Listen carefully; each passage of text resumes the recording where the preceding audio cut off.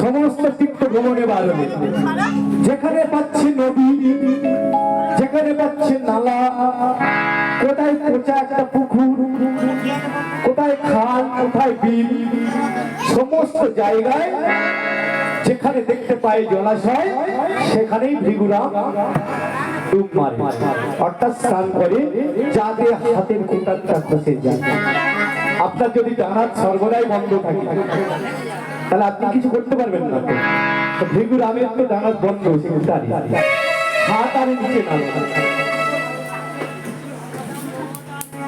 তাই পদে কবি বললেন, কত নদী নালা খাল বিল পচা মস্তরণে, নদী নালা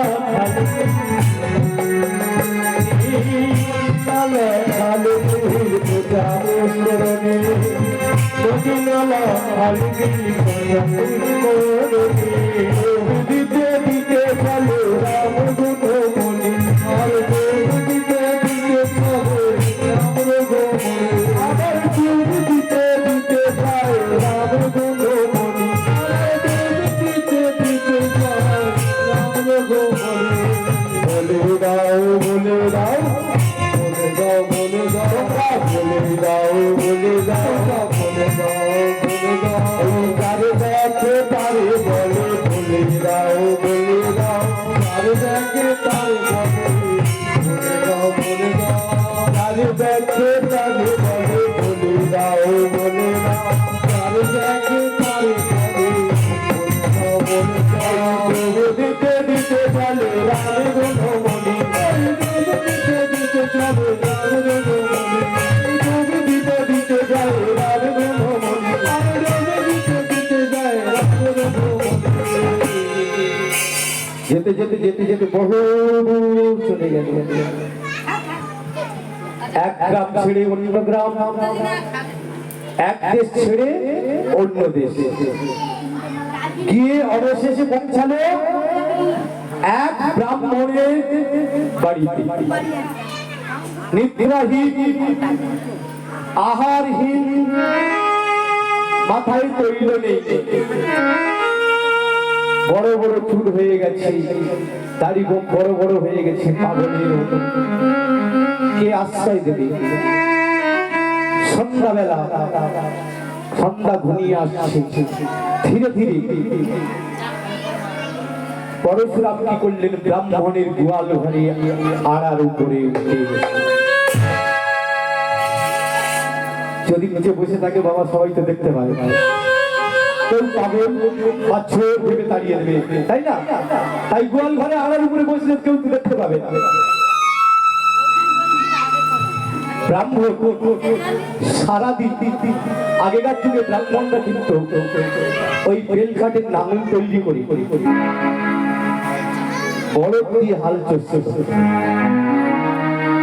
ব্রাহ্মণ সারাদিন ওই হলকর্ম করি, অর্থাৎ জমিতে হাল চষে, আর সন্ধ্যাবেলা একটা গাভী আর একটা বলদকে নিয়ে ওই গোয়াল ঘরে বেঁধে রেখে চলে গেল।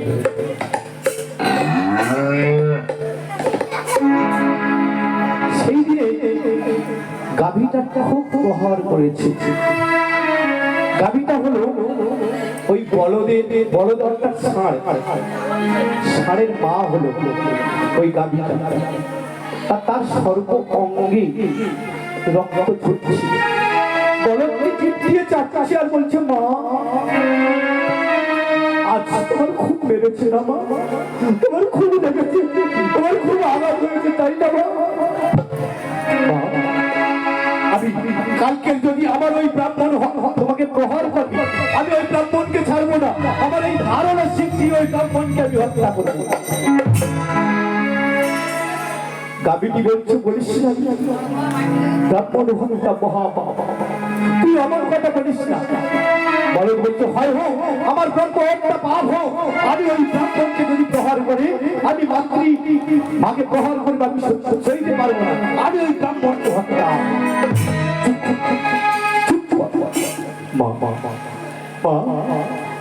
এই ব্রহ্ম হত্যা পাবেন কি কোনো মুক্তি নেই? আছে রে, আছে, ব্রহ্ম হত্যা মহাপাপের মুক্তি আছে। দেয়ালেরও কান আছে, তবে বলি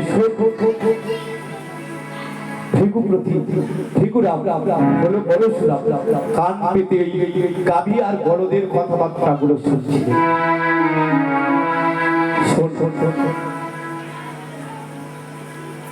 হিমালয়ের পাদদেশে নির্জন স্থানে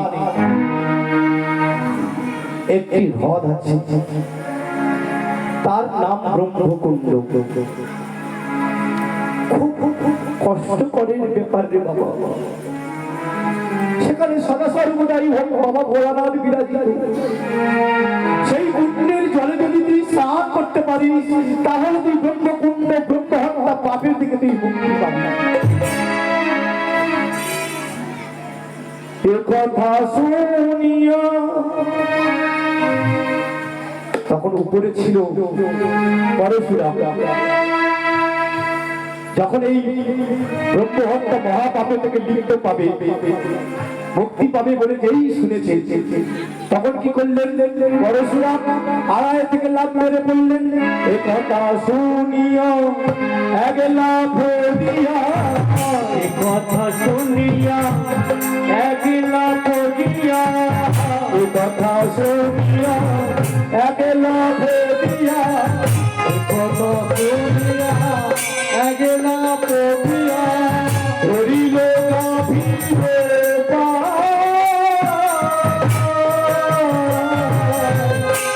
কথা শুনিয়া এক লাভ দিয়া, পড়িল গাভীরে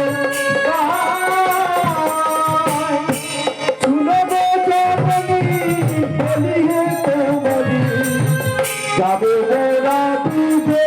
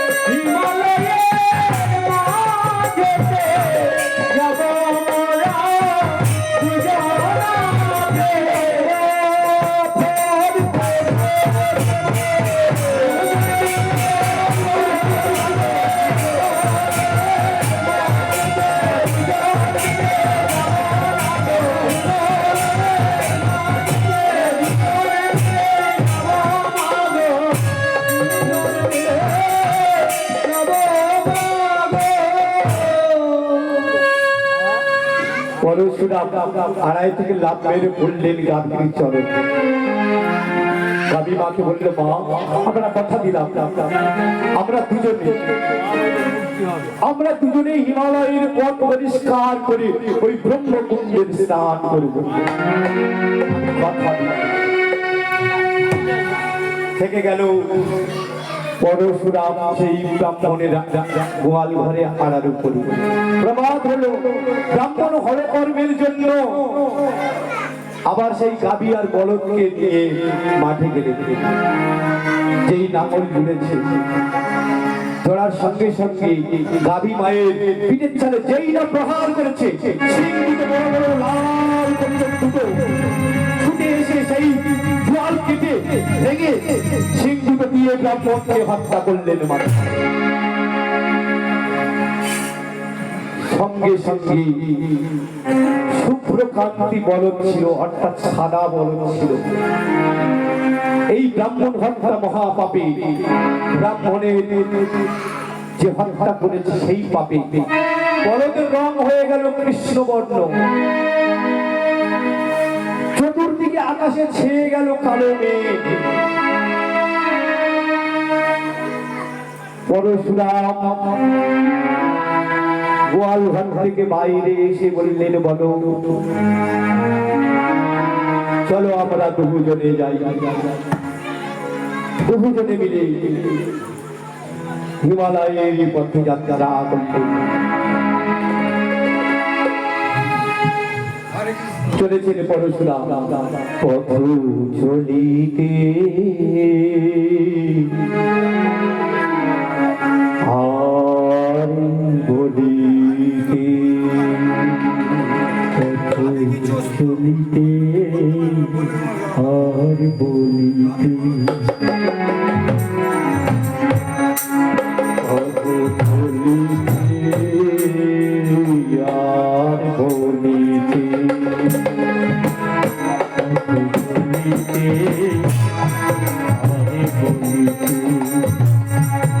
পথ চলিতে আর বলিতে, পথ চলিতে আর বলিতে,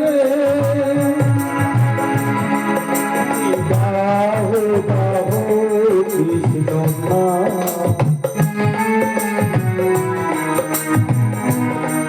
মধুর নাম হরি নাম, গাহো গাহো কৃষ্ণ নাম হরি নাম মধুর নাম, গাহো গাহো কৃষ্ণ নাম মধুর নাম হরি নাম, পথ চলিতে নাম বলিতে, পথ চলিতে আর বলিতে,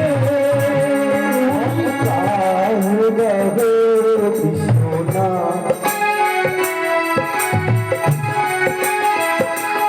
মধুর নাম হরি নাম,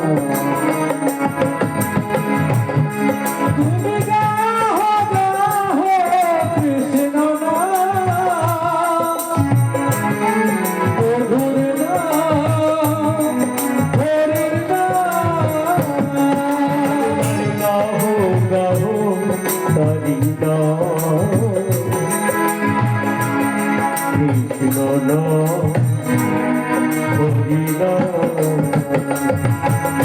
চলিতে আর বলিতে, পথ চলিতে আর বলিতে, প্রভু নিঃশ্বাসে প্রভু নিঃশ্বাসে প্রভু জননী প্রভু শরীরে,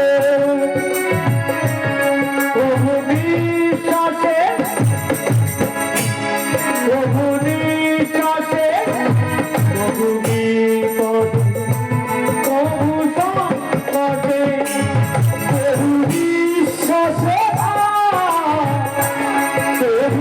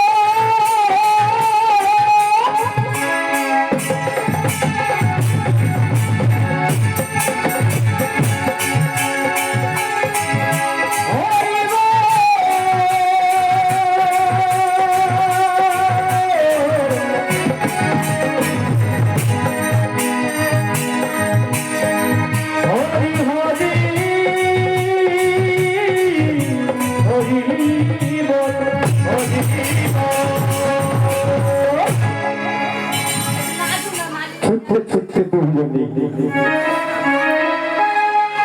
হিমালয়ের পাদদেশে এসে উপস্থিত হল।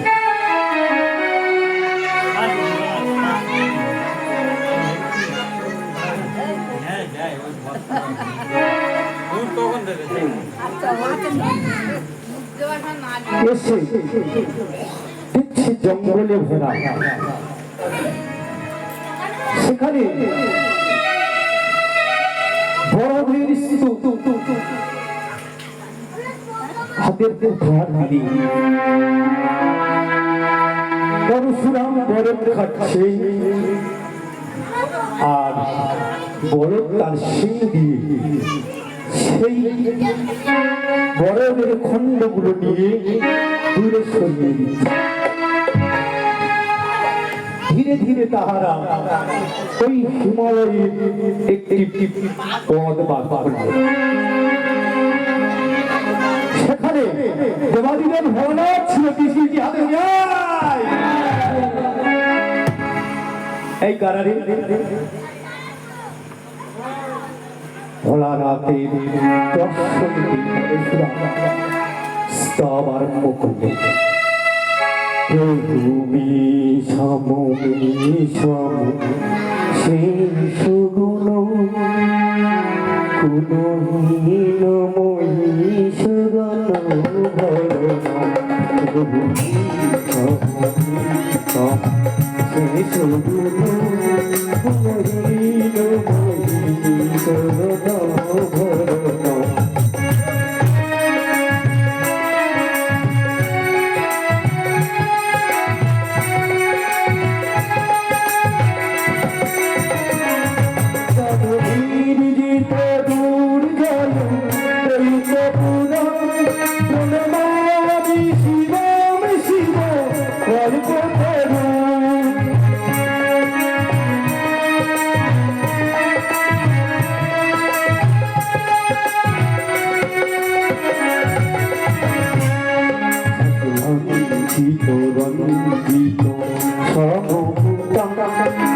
লম্বিত সুন্দর প্রীতি লাঞ্ছিত রঞ্জিত সর্বদা লম্বিত সুন্দর প্রীতি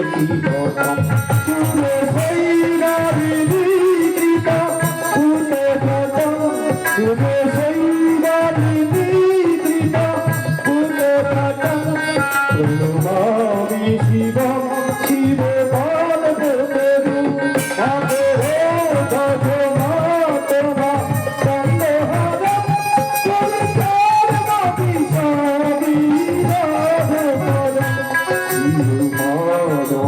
সাধু জনই কবতি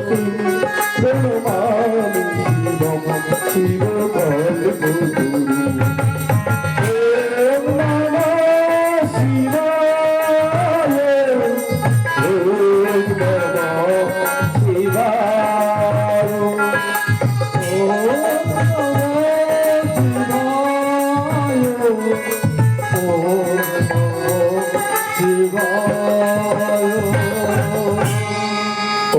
শিবায় বললে কি শিব সন্তুষ্ট হয় গো? হয় শিব কি বললে সন্তুষ্ট হয়?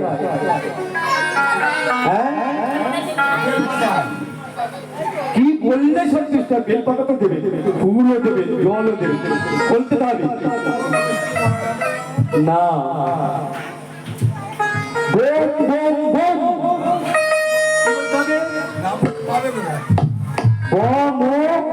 আর পিছনে দেখবে হসন্ত।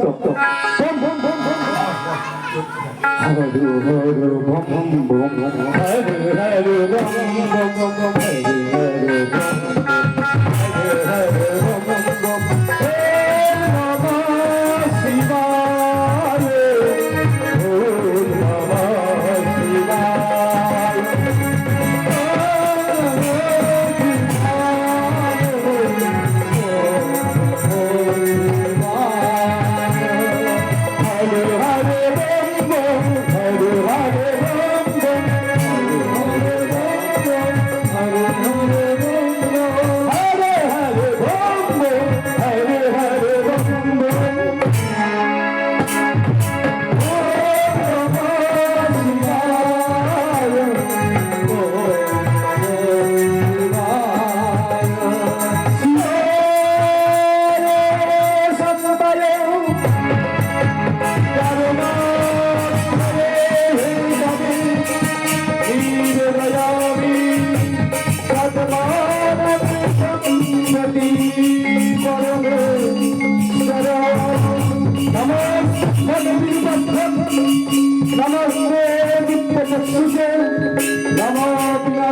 वज्रहस्ताय वज्रहस्तप्रीमाणे नमो वैरक्षनाथाय धूमाय नमः नमः करुणाय नमः शिवाय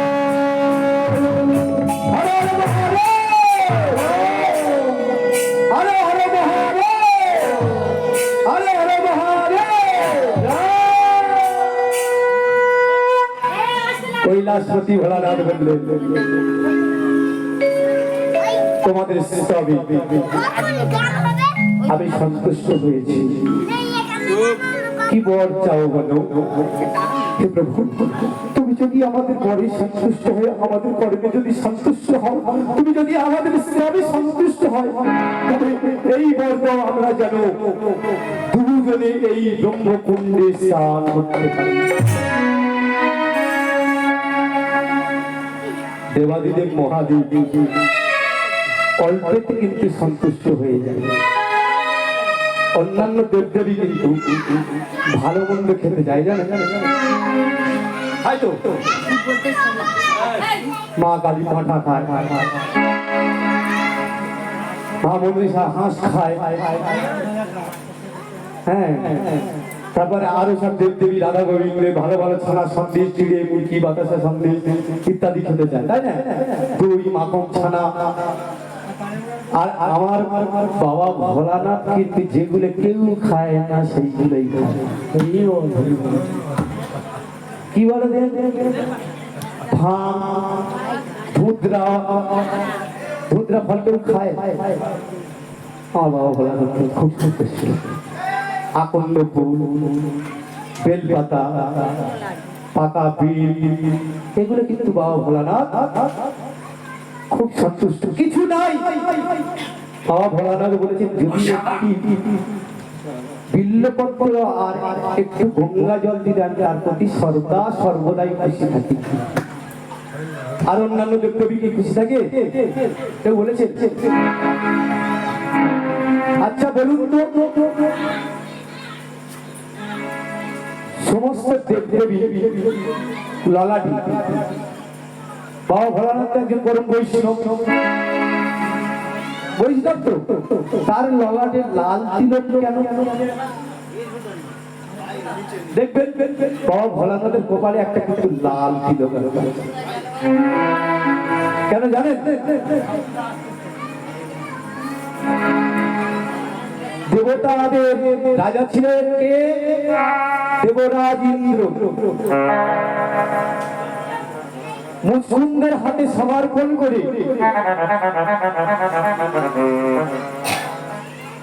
দেবরাজ ইন্দ্র কিছুদিনের জন্য বিশ্রামে গেলেন আর দাঁড়ি করলেন কাকে? পার্বতী নন্দন গণেশকে। ভোলানাথ কিন্তু সাধনায় ভঙ্গ ছিলেন, তিনি কিন্তু জানেন সাধনা ভঙ্গ করে দেবরাজ ইন্দ্রের সঙ্গে সাক্ষাতে গেলে দেবাদিদেব মহাদেব দাঁড়িয়ে দিলেন গণেশ। তার কালে নাও কি ব্যাপার? আমি দেবাদিদেব মহাদেব মানে তুমি দেবাদিদেব দেব হও আর অসুরদেব দেব হও আর দানবদেব দেব হও, যাই হও এখন ভিতরে যাওয়া যাবে না। কেন না? আমি রাজার অনুমতি না পেয়ে তো যেতে পারবেন না। দেবরাজ ইন্দ্র বিশ্রাম করছে তাই যাওয়া যাবে না, কিছুক্ষণ অপেক্ষা করো। দেবাদিদেব বললেন আমার সময় নাই। হরে কৃষ্ণ ও মায়েরা আমার ধরনের সময় নেই। পিতা পুত্রের দুজনে কথাবার্তা হতে হতে একদিন এক সময় বিশাল যুদ্ধ বেঁধে গেল। গণেশ আর শিবের বিশাল যুদ্ধদ্বন্দ্ব বেঁধে গেল। বহুদিন ধরে যুদ্ধ চলতে থাকে। যুদ্ধ চলতে চলতে শিব অস্ত্র দ্বারা গণেশকে হত্যা করলেন। গণেশকে হত্যা করে গণেশের রক্ত নিয়ে ললাটে ধারণ করে ফিরে এলেন কৈলাসে পার্বতীর কাছে। পার্বতী, আমি অনেকদিন যুদ্ধ করেছি জানো, একজনের সঙ্গে যুদ্ধ করি, তার এই রক্ত নিয়ে আমি এই ললাটে তিলক কেটেছি। কোথায় গিয়ে যুদ্ধ করলেন? পার্বতী জিজ্ঞাসা করলেন, কোথায় গিয়ে যুদ্ধ করলেন স্বামী? কেন? আমি দেবরাজের সঙ্গে সাক্ষাৎ করতে গেলাম, আমাকে কিছুতেই যেতে দিল না। ওই দক্ষিণ দুয়ারে ছিল গণেশ। ওই দক্ষিণ দুয়ারে একজন দাড়ি ছিল, সেই দাড়িকে আমি হত্যা করে এই ললাটে তিলক অঙ্কন করেছি। আমাকে ভালো লাগছে তো? পার্বতী বলে, কি বললে? কি বললে প্রভু? দক্ষিণ দুয়ারের দাড়িকে তুমি হত্যা করেছো? কি সর্বনাশ করেছো? ও যে আমার পুত্র গণপতি।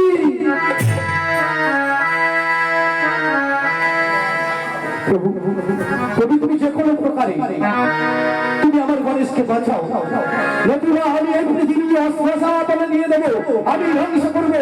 আমি কালী, আমি দুর্গা, আমি শিবা, আমি ধনগত্রী, আমি অসুরী, আমি মহিষাসুরমর্দিনী, আমি চন্দ্রমুণ্ড বিনাশিনী, আমি ব্রহ্মলোচন ভবকারিণী, আমি শক্তি, আমি প্রকৃতি, আমি বিশ্বের জননী।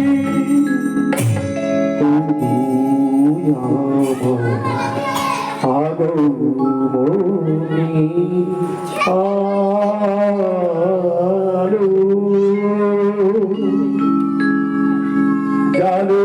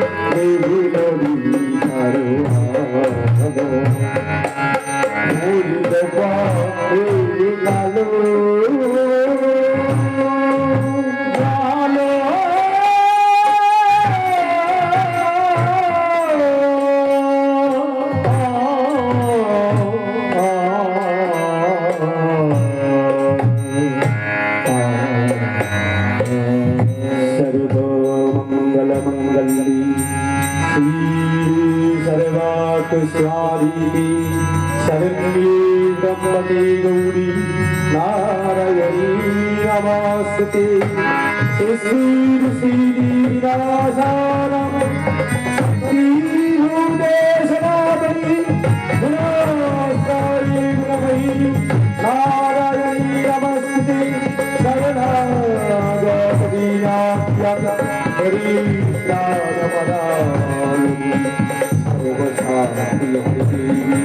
नारायणी नमस्ते, नारायणी नमस्ते, नारायणी नमस्ते, नारायणी नमस्ते।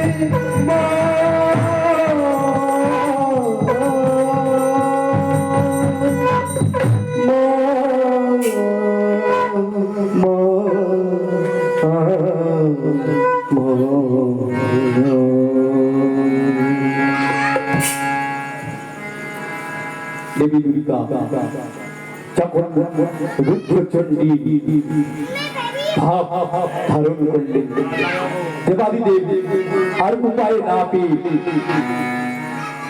তার জটা মধ্যে দিয়ে গঙ্গা জল বাহির করে গণেশের দেহে ছড়িয়ে দিলেন। গণেশ জীবিত হলো, আবার পার্বতীর কোলে বসে মায়ের কোলে বসলো ছেলে, দেখে মন জুড়া মায়ের কোলে বসলো ছেলে, দেখে প্রাণ জুড়া মায়ের কোলে বসলো ছেলে।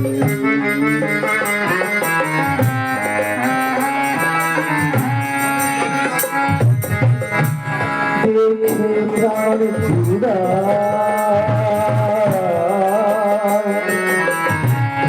মায়ের কোলে বসলো ছেলে,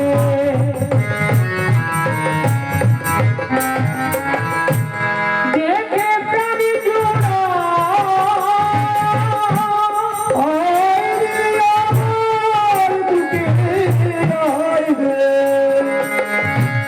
আইরে আমার বুকে আইরে আইরে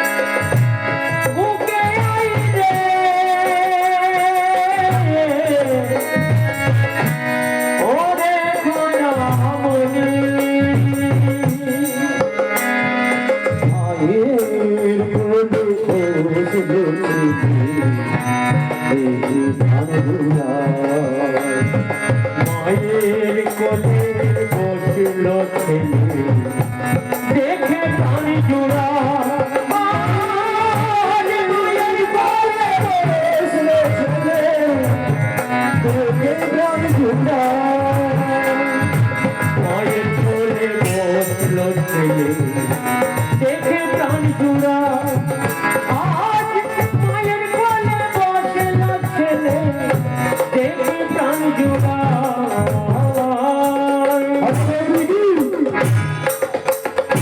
মায়ের ঘুম পাচ্ছে কি?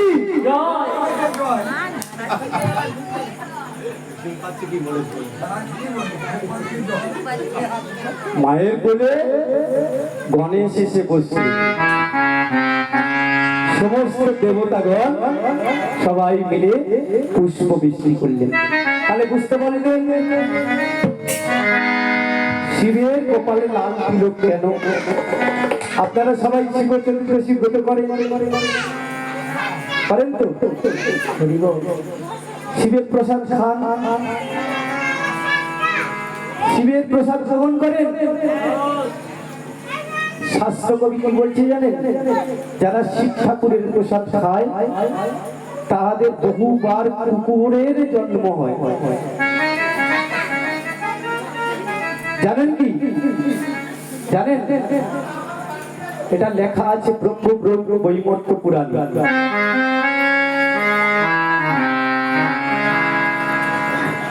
ব্রহ্ম বৈবর্ত পুরাণে ভালো করে দেখবেন।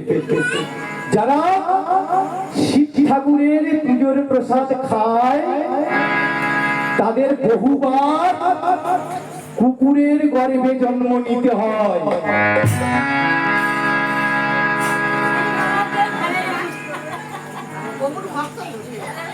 তবে কোন প্রসাদ খেতে নিষেধ করেছে?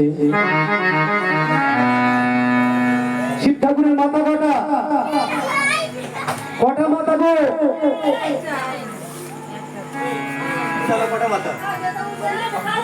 তোমরা তো শিব পূজা করো, শিবের 5টা মাথা, তাই বলা হয় তাকে পঞ্চানন।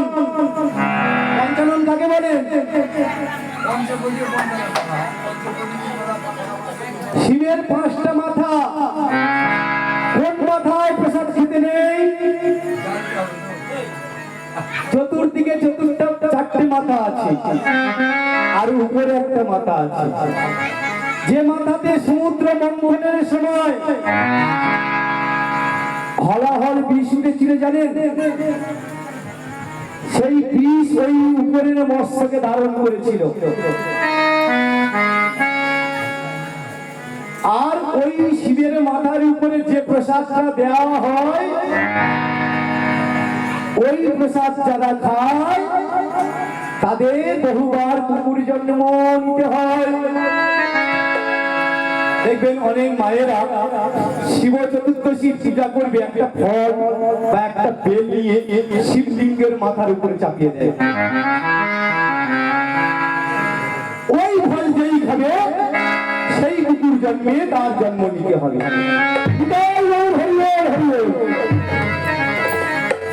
তাহলে বুঝতে পেরেছেন যে ফলটা শিবলিঙ্গের মাথার উপরে দিচ্ছেন বা যে প্রসাদটা দিচ্ছেন শিবলিঙ্গের মাথার উপরে, ওটা কেউ খেও না। ওটা হয় গঙ্গা জলে ভাসিয়ে দিন, না হলে কোন পুকুরে জলে ভাসিয়ে দিন। তাহলে বুঝতে পেরেছেন কে অভিশাপ করেছিল? এই অভিশাপটা কে করলো? যারা শিবের প্রসাদ খাবে তাদের কুকুর জন্ম নিতে হবে। একদিন বৈকুণ্ঠ ধামে দেবশ্রী নারদ হরিনাম গাইতে গাইতে বৈকুণ্ঠ ধামে গেলেন। এই যে শুনুন শুনুন, আপনারা সবাই কিন্তু শিব চতুর্দশী বার করেন, ব্রত করেন। আমি কিন্তু তাল্লায় বহুবার এসেছি, আপনাদের কিন্তু সবাইকে আমি চিনি। শিব চতুর্দশী বার করেন, তাই আপনাদের ভালোভাবে মনে রাখতে হবে। গিয়ে দেখছে নারদ, গিয়ে দেখছে সবে ভগবান বিষ্ণু সেবায় বসেছে, আহার করছে। এমন সময় দেবাদিদেব নারায়ণ কি বলছে? নারায়ণ নারায়ণ নারায়ণ। কি করবেন আপনি? কি করবেন?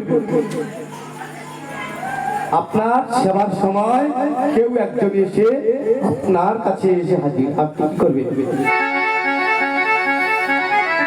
নারদকে বললেন, নারদ সিংহাসন পাতা আছে, তুমি ওই সিংহাসনে বসো। বলে কি প্রভু? যে সিংহাসনে আপনি বসে, যার পাওয়ার জন্য কত মনি ঋষি যোগীগণ যুগ যুগ সাধনা করি, যে ধরনের পাওয়ার আশায় তিল তুলসী দিতে ভয় পায়, তাকে পাওয়ার জন্য কত মানুষ, কত মনি ঋষি, কত যোগীগণ তার সংসার হারায়। আর আমি সেই সিংহাসনে বসি।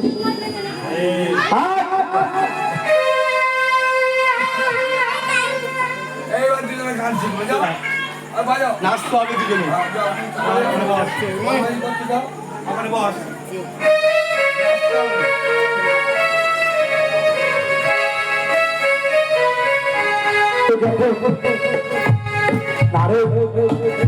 বসলে না, ভগবান বিষ্ণু আহার সেরে বললেন, নারদ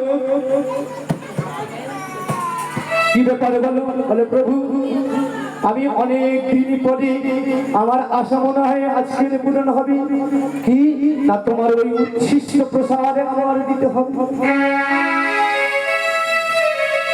নারায়ণ বললেন এ তো আমার দ্বারাই অসম্ভব, কারণ আমার উচ্ছিষ্ট প্রসাদ একমাত্র লক্ষ্মী ছাড়া আর কারোর অধিকার নাই। ওই মায়েদের বলি, ও মায়েরা, বাবারা যদি খেতে খেতে অল্প কিছু রেখে দিয়ে যায়, আপনারা সেবা করেন?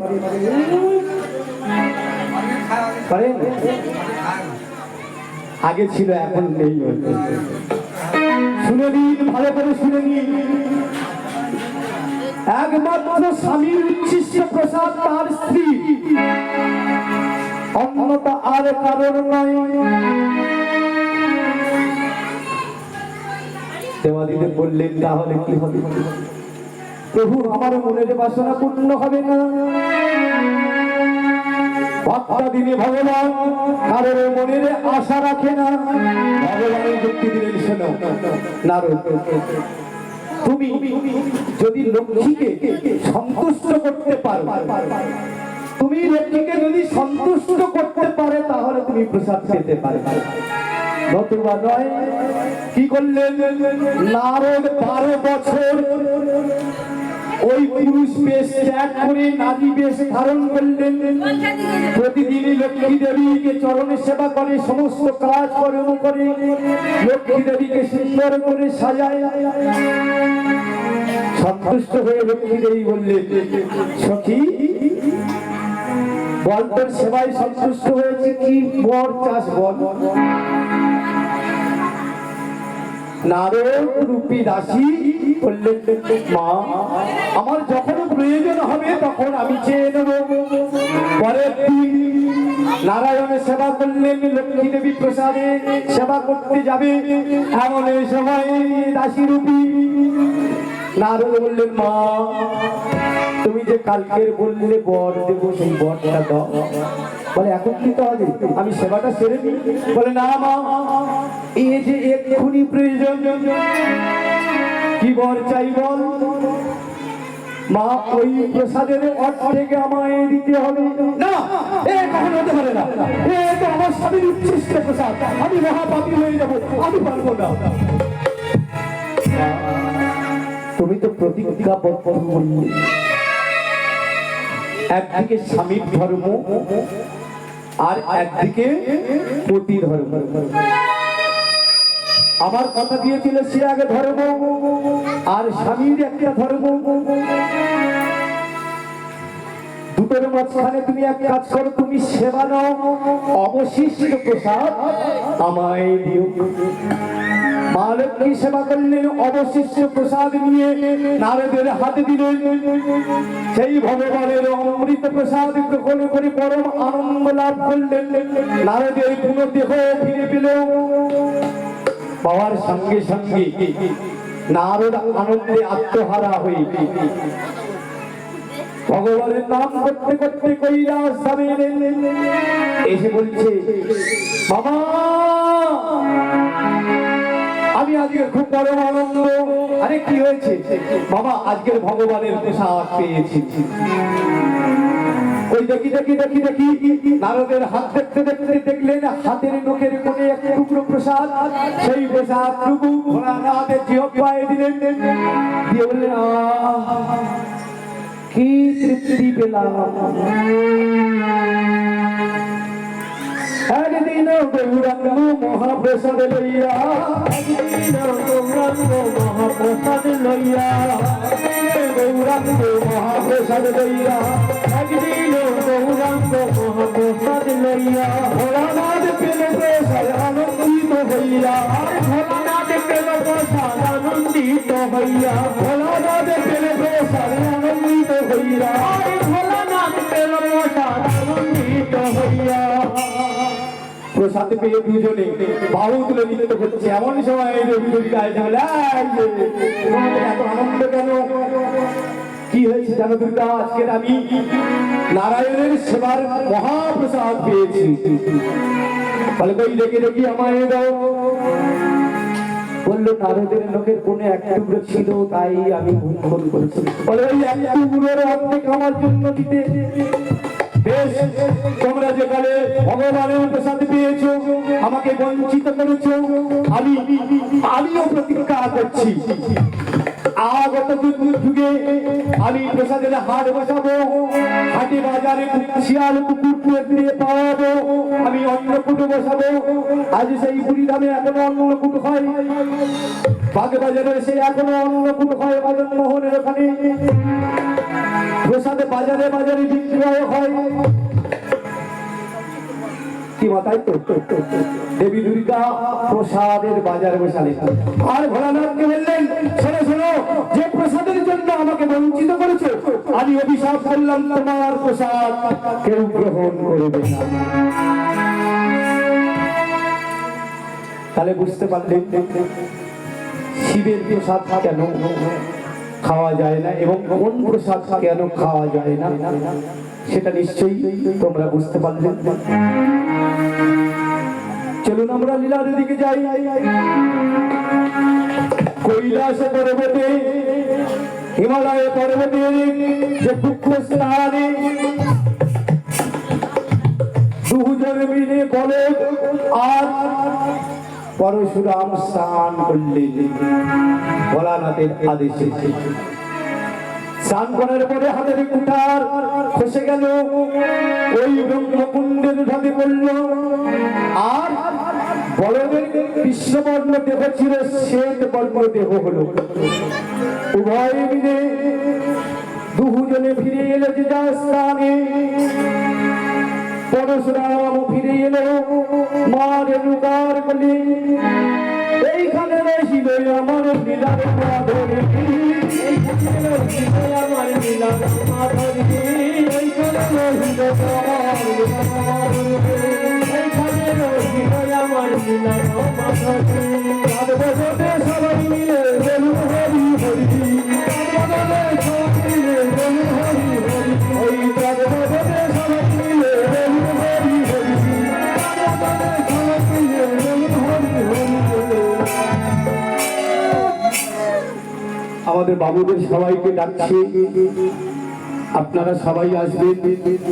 এখানে হরিলুটের ব্যবস্থা আছে, আপনারা হরিলুটটা মাথায় করে নিয়ে আপনারা আসুন।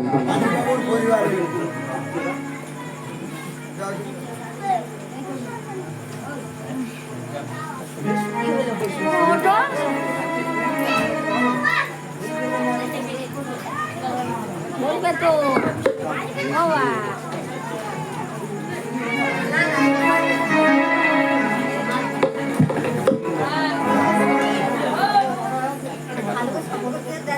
আচ্ছা ও মায়েরা, আজকের যে এই আনন্দ এই হরিবাসে আমাদের কিন্তু যাবার সময় হয়েছে, তাই না?